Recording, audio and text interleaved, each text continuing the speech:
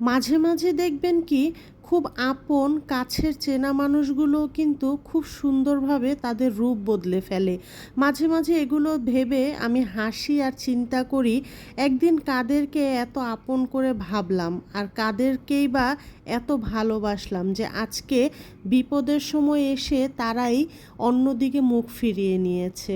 হয়তোবা এটাই জগতের নিয়ম। আসসালামু আলাইকুম, সবাইকে কেমন আছেন সবাই? আলহামদুলিল্লাহ ভালো আছি। আজকে ঝটপট করে দুপুরে রান্নায় চলে আসলাম। সকাল থেকে নাস্তা টাস্তা করে বাচ্চাদেরকে স্কুলে পাঠিয়ে ঘরের টুকিটাকি যে কাজগুলো ছিল সেগুলো শেষ করলাম। প্রতিটা গৃহিণীরই এই একই কাজ, আমাদের রেগুলার একই কাজ মেনটেন করে তারপরে করতে হয়। তো আমি আজকে রান্না করব হচ্ছে, আমি মাছ ভিজিয়ে নিয়েছিলাম। কিছুদিন আগে পাঁচমিশালি মাছ কিনেছিলাম, সেইখান থেকে এক পোটলা মাছ বের করেছে। আজকে করল্লা আলু দিয়ে মাছের ঝোল করব আর ঢ্যাঁড়স ভাজি করব। ঢ্যাঁড়স ভাজি আমার মেয়েটা অনেক বেশি পছন্দ করে, ওর জন্যই করতে হয়। ঢ্যাঁড়স ভাজি আসলে করার পরপরই দেখা যায় চুলার থেকে ও পিরিজে নিয়ে শুধুই খাওয়া শুরু করে দেয়, ওর এতটা ভালো লাগে। তো আমার মাছগুলো ভাজা হয়ে গিয়েছে, এখন অন্য চুলায় আমি ঢ্যাঁড়স ভাজিটা দিয়ে মাছ ভাজার তেলটা আরেকটা কড়াইয়ের মধ্যে দিয়ে দিলাম, সাথে আরেকটু তেল দিয়েছি, তেল অল্প ছিল সেজন্য। এখন পেঁয়াজটা ভেজে তারপরে হচ্ছে আমি আলুটাও ভেজে নিব। আর ওই চুলায় তো ঢ্যাঁড়স ভাজি করছি।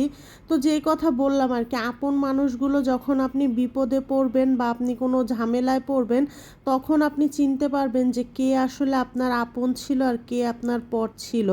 অনেক কষ্টের মধ্যেও দেখা যায় কি, যখন আপনি মানে একটা আপন মানুষ যদি খোঁজ খবর নেয় তখন কিন্তু খুবই ভালো লাগে যে না, সে আমার খোঁজ খবর নিচ্ছে। আর অনেকে খোঁজ খবর মানে নিবে সেই ডরে নেয় না, যদি আপনি কিছু তার কাছে চেয়ে বসেন সেই ডরে তারা খোঁজ খবর নেয়াই বন্ধ করে দেয়।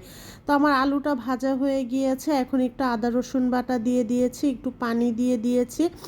আদা রসুনটাকে একটু ভালো করে কষাবো যাতে তরকারির মধ্যে আদা রসুনের গন্ধটা না আসে। একটু হলুদের গুঁড়া, একটু ধনিয়ার গুঁড়া আর একটু মরিচের গুঁড়া দিয়ে দিব, কারণ করল্লার তরকারিতে ওরকম বেশি আসলে মশলা ব্যবহার করি না, অল্প অল্প করেই মশলা দিয়েছি। আলুটাকে ভালো করে কষাবো, আলুটা কষানো হয়ে গেলে একটু পানি দিয়ে দিয়েছি যাতে আলুটা একটু সেদ্ধ হয়। তো আমার আলুটা সেদ্ধ হয়ে গিয়েছে, এখন আমি করল্লাটা চিকন করে কেটে রেখেছিলাম সেটা দিয়ে দিয়েছি।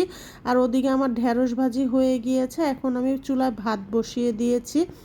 ভাত হলে বাচ্চাদেরকে স্কুল থেকে আনতে যাব, ওরা আসলে তারপর একসাথে বসে আর কি খাওয়া দাওয়া করব।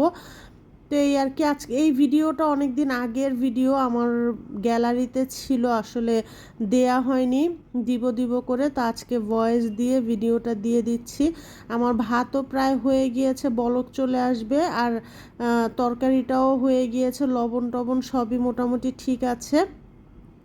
এখন আমি ভেজে রাখা মাছগুলো আমি তরকারির মধ্যে দিয়ে দিব, দিয়ে তারপর কিছুক্ষণ চুলায় রাখবো যাতে তরকারির ঝোলটা মাছের ভেতরে পুরোপুরি চলে যায়। আর এইভাবে তরকারি রান্না করলে কিন্তু খেতে বেশ লাগে। বাচ্চারা অনেক সময় করল্লা ভাজি খেতে চায় না, কিন্তু এইভাবে যদি মাছ দিয়ে ঝোল রান্না করে দিই ওরা অনেক পছন্দ করে খায়। তো এই জন্যই আমি প্রায় সময় মাছের ঝোল রান্না করে দিই করল্লা দিয়ে। এখন আমার তরকারি হয়ে গিয়েছে, চুলা ধিম করে দিয়েছি, উপরে একটু জিরার গুঁড়া দিয়েছি, এই আর কি। তো আজকের ভিডিওটা এই পর্যন্তই ছিল। সবাই ভালো থাকবেন, সুস্থ থাকবেন, আপনজনকে ভালো রাখার চেষ্টা করবেন, সবাই সবার পাশে থাকবেন। আল্লাহ হাফেজ।